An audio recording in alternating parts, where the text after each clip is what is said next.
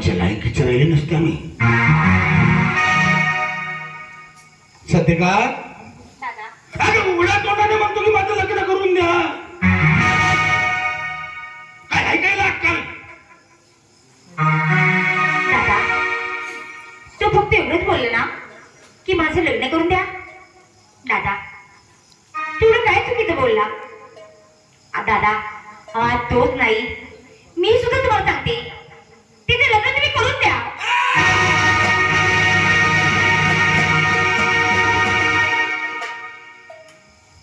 बहीण आहे तो आमची. आजपर्यंत आम्ही तुम्हाला बरोबर शब्द बोललो नाही आणि याच्या पुढं आम्ही बोलणार नाही याची दक्षता तुम्ही घ्या. काय बोललेस तू? लग्न करून दे. ज्या दिवसापासून आम्ही तुमचं लग्न करून दिलं, लग्न केल्यानंतर तुमचे पती मिलिटरीमध्ये शहीद झाले. शहीद झाल्यानंतर आज 5 वर्ष झाले आमच्या घरी. एखादे बरं वाईट शब्द आम्ही तुम्हाला बोललो नाही ना? मग आमच्या भावात काय चाललंय त्या तुम्ही बोलू नका. त्याचं लग्न करायचं की नाही करायचं ते आमच्या मनावर आहे. मी त्याचं लग्न करणार नाही.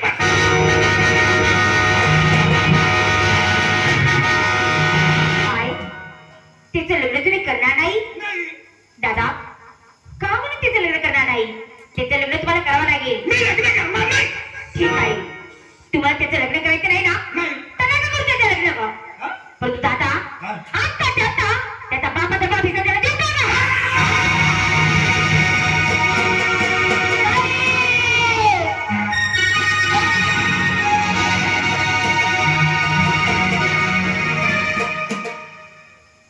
काय शब्द घालणार नको आता.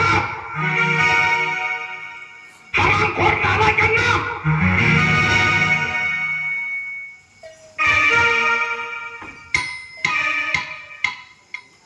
इकडे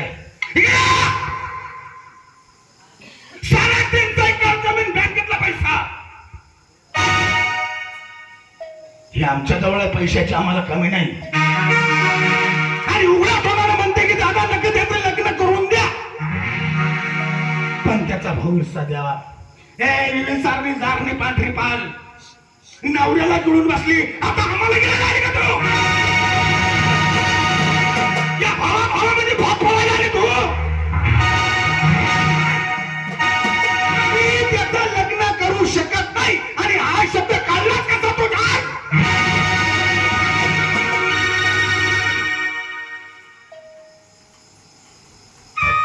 दादा काय बोललात तुम्ही? काय तुमच्या मुखात ते शब्द निघाले हो?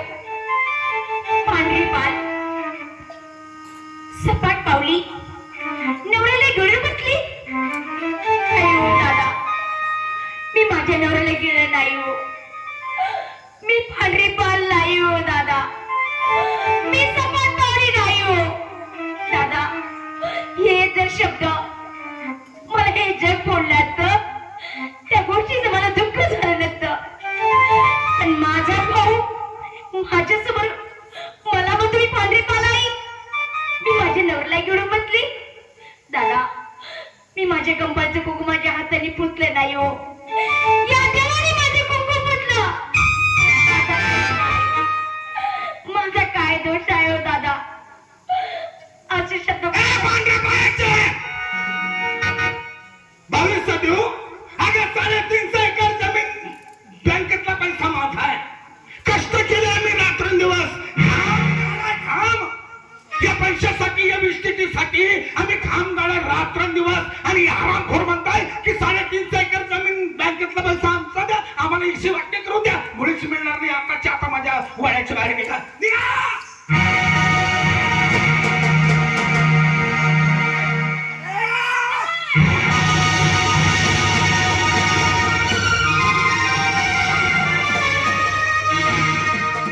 काय नाच वाटू द्या तुम्हाला आरामखोरांना.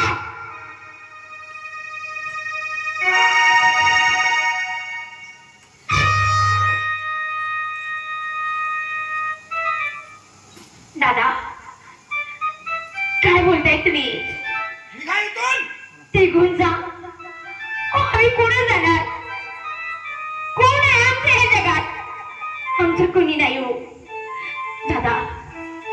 घर तर मला मला ते घर याशिवाय आम्हाला काही माहिती नाही दादा. आम्ही कुठं जाणार? आमचा सगळं कोण करणार? कुठं जाणार? सांभाळ कोण करणार? सांगू तुला, जायला जागा नाही ना. गावाच्या बाहेर 1 किलोमीटर अंतरावरती रेल्वे पटरी आहे, तिथे जाऊन मारा दोघं. तुमचं काळापण मला दाखवू नका. आणि एवढंच नसून पावडर घ्या. कापसावर जो आम्ही पावडर मारतो ना, फवारा मारतो ना, ते पावडर घ्या घ्या. थोडं थोडं जीव सोडा तुमचा हरामखोरांनो.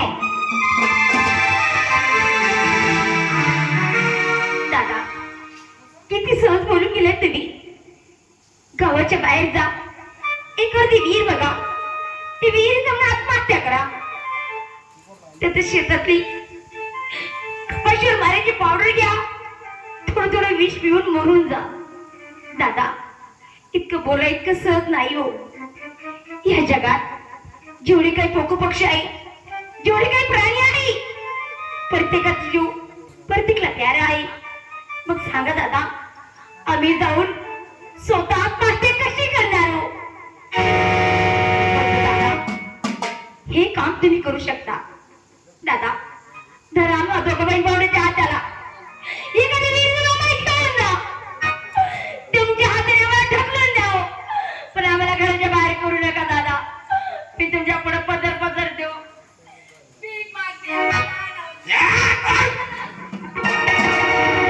नाही दादा, मारू नका आम्हाला. मारू नका तुला.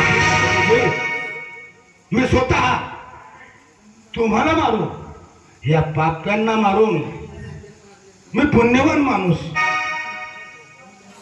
मी पापात पडू का? माझ्यासारखा पुण्यवान माणूस नाही.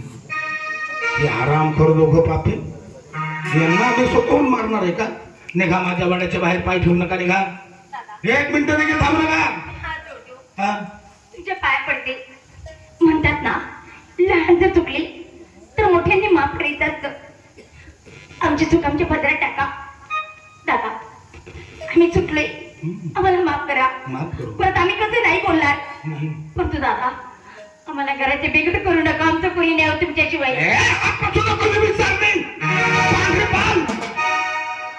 तुला एकटा बोललेलं कळत नाही का? कंत्राटचं मारतो अंगावर. मारू नका ना. काय कोण?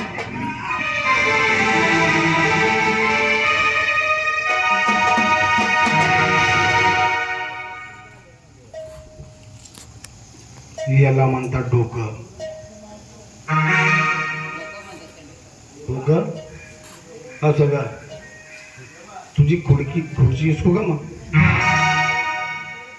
डोक्यानं काम करावं लागतं. 350 एकर जमीन, बँकेतला पैसा आमचा राहिला पाहिजे, ते करताना आम्ही हे केलं.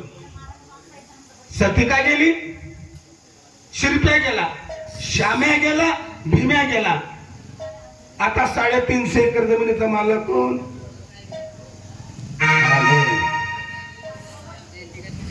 हा, असं का? तुला काय खटखट वाटलं नाही एवढं? सकाळी काय करणार आहे? मी गावचा सरपंच आहे, पोलीस गाडी मागणार, तुला टाकून देईन मी डायरेक्ट. तुला पण टाकू का? करू का फोन? धरणगाव सट्ट्याचा धंदा करतो ना तू? हा, डायरेक्ट. हा, धुळ नाही तर नाशिक. बघतील मी गावचा सरपंच, बोलायचं नाही. येतो मी.